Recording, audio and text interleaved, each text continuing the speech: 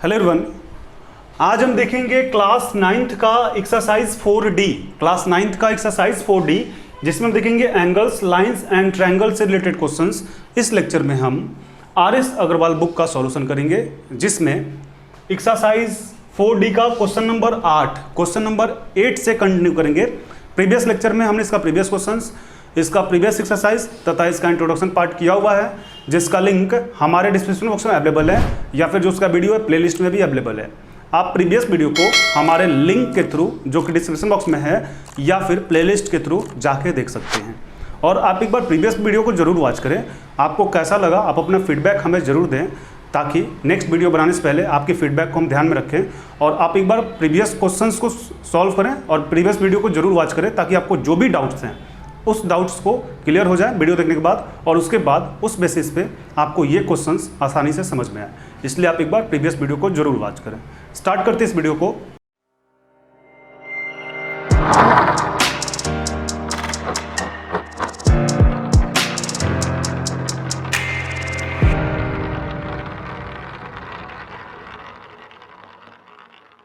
Exercise 9 जो class है आपका 9th, इसका एक्सरसाइज 4D का जो क्वेश्चन नंबर 8 है, 4D का क्वेश्चन नंबर 8, इसमें बोला जा रहा है 2 angle of a triangle are equal.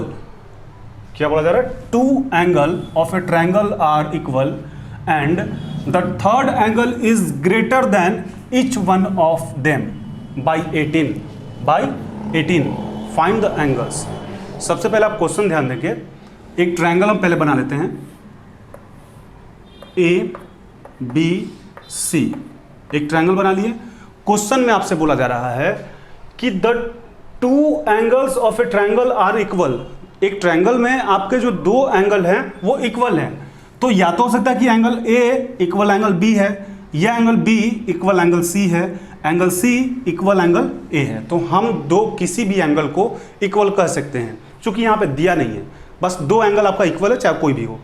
और दूसरा एंगल, जब 2 एंगल आपका इक्वल हो जाता है, जो थर्ड एंगल है, देखिए यहाँ पे बोला रहा द थर्ड एंगल इज, जो तीसरा एंगल है वो आपसे बोल रहा है जब आप A और B को इक्वल कीजिएगा तो C लीजिएगा, जब आप B और C इक्वल कीजिएगा तो A लीजिएगा, जब C और A इक्वल कीजिएगा तो B लीजिएगा।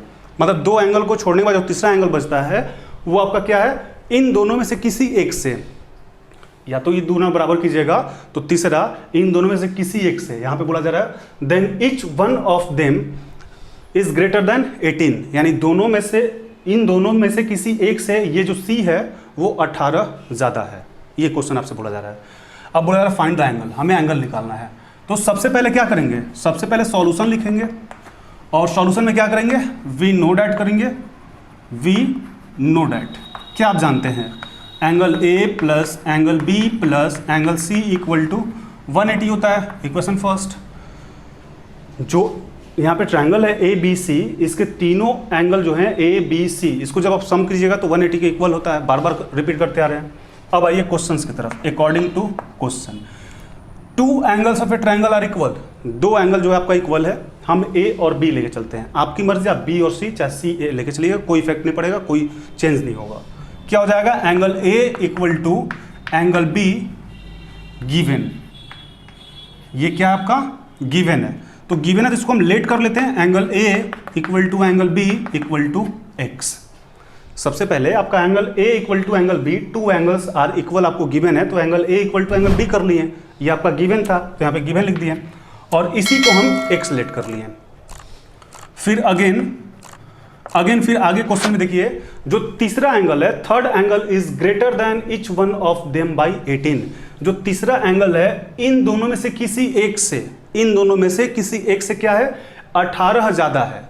तो यहां पे लिख सकते हैं angle C equal to x plus 18। ये x प्लस 18 क्यों बोले? क्योंकि हम इसको भी x माने, इसको भी x माने, क्योंकि ये दोनों इक्वल है। अब इसके बाद क्या करेंगे? ये हमारा जो डेटा था वो आ गया। अब आते हैं फ्रॉम इक्वेशन फर्स्ट। तो फ्रॉम इक्वेशन फर्स्ट लिखते हैं angle A plus angle B plus angle C equal to 180। अब देखिए एंगल A को हम क्या लेट किए हैं? x किए हैं। एंगल B को क्या किए हैं? इसको भी x किए हैं।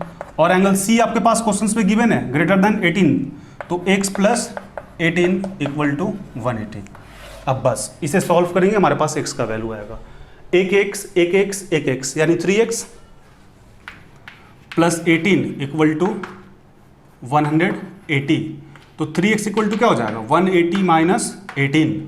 3x इक्वल टू माइनस करेंगे इसको, कितना हो जाएगा 10 में से 8 जाएगा 2, 7 में से 1 जाएगा 6, 162 यानी x equal to 162/3। x equal to क्या हो जाएगा, जब इसको आप डिवाइड करेंगे तो 5 और 3 4 जा 12 यानी 54। x का वैल्यू क्या आ गया 54। तो x हमारे पास क्या था, angle A equal to angle B equal to x था, यानी एंगल A का वैल्यू क्या आ गया x, angle A equal to x, तो angle A equal to 54। Angle B equal to क्या आ जाएगा, ये भी 54। एंगल A और B का वैल्यू आ गया, चूंकि ये दोनों हम इक्वल लेके चले थे। अब एंगल C निकालना है, तो एंगल C इक्वल टू यहाँ पे है, इसको सेकंड कर लेते हैं, फ्रॉम इक्वेशन सेकंड। तो इक्वेशन सेकंड के according angle C equal to x plus 18 है। Angle C equal to x plus 18, x कितना है मेरे पास 54 प्लस 18, यानी कि क्या हो जाएगा एंगल C इक्वल टू 8 और 4 12, 6 और 1 7 यानी कि 72।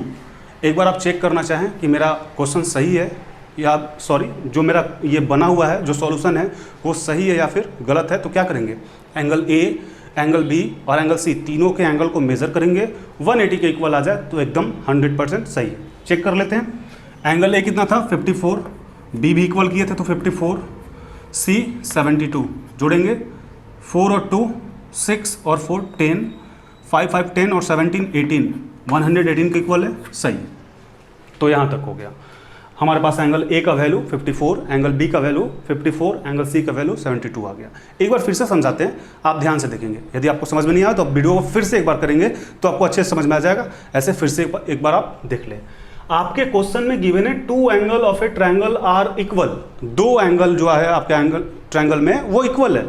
तो ये आपकी मर्जी होगी, दिया होगा नहीं कौन सा एंगल, ये आपकी मर्जी होगा, आप कौन सा एंगल लीजिएगा, ए लीजिए, बी लीजिए, बी लीजिए, सी लीजिए, सी लीजिए, ए लीजिए। तो हम यहाँ पे क्या किए हैं, सबसे पहले we know that angle A plus angle B plus angle C equal to 180 ये तो होता है। अब यहाँ से अकॉर्डिंग टू क्वेश्चन लिए हैं angle A equal to angle B given किए हैं।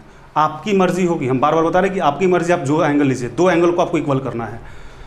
तो यहाँ पे क्या किया कि angle A equal to angle B और angle A equal to angle B equal to X, इसको लेट कर लिए। फिर अगेन आपके क्वेश्चन में नेक्स्ट बार में गिवन है the third angle is greater than each one of them by 18। जो तीसरा एंगल है इन दोनों एंगल से 18 ज्यादा है, तो इसको हम एक्स लेट किए थे, तो ये क्या हो जाएगा एंगल सी इक्वल टू, चूंकि ए बी ले लिए तो तीसरा सी ही न बचता है, तो एंगल सी इक्वल टू क्या हो जाएगा एक्स प्लस 18। इक्वेशन सेकंड कर लिए। अब आते हैं फ्रॉम वन यहाँ से लिख लिए angle A plus angle B plus angle C equal to 180। अब यहाँ पे एंगल ए कितना था x था, एंगल बी भी x था, दोनों बराबर था तो x x होगा ना, प्लस c क्या था तो x प्लस 18 था, रख दिए equal to 180। 1x 1x 1x 1 2 3x हो जाएगा ना, तो 3x प्लस 18 इक्वल टू 180। अब क्या हो जाएगा 3x इक्वल टू ये जो 18 है ये प्लस में इधर जाए तो माइनस में 180 माइनस 18, 3x इक्वल टू क्या हो जाएगा माइनस कीजिए तो 162, यानी x इक्वल टू ये 3 मल्टीप्लाई में डिवाइड में 162/3 x इक्वल टू 54। अब जब आपके पास x का वैल्यू आ गया तो x किसके किसके इक्वल था, a का और b का, दोनों आपस में इक्वल था। तो यहाँ पे लिख दिया angle a equal to angle b equal to x, angle a equal to x यानी एंगल a इक्वल टू 54, तो एंगल b इक्वल टू भी 54। एंगल a और b आ गया।